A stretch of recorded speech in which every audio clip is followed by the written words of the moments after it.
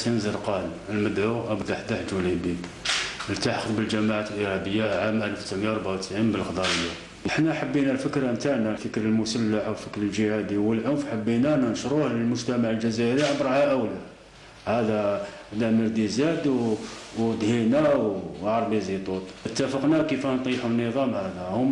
هما يحرضوا باش يحرضوا على الحراك هذا بالسلميه، وحنا ندعموهم بالسلاح. وكيف سما كانت تحولت الى ثوره، حنا كنا نبازوا عليهم باش يحرضوا الشباب للحراك، يحرضوه.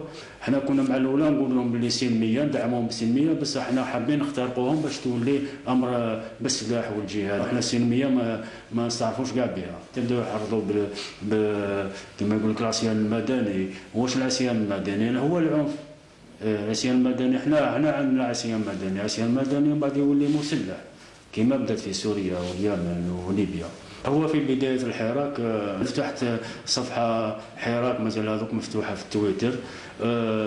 تبعوني أفراد في الحراك مثل بودرة تبعني في السمانة الأولى، تبعني في الفيسبوك. أنا فتحت في صفحات واتصلت مع هذه الصفحة اللي فتحتها أنا في الفيسبوك، اتصلت بها بأمر ديزاد واتصلت بها بأعضاء مراشد.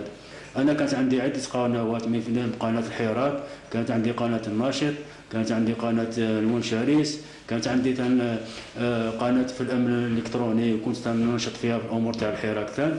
المهم كنا نديروا بها إشهارات ونحرضوا فيها الشباب تاع الحراك. أنا قناة تاع الحراك كانت فيها حوالي قريب 2000 متابع.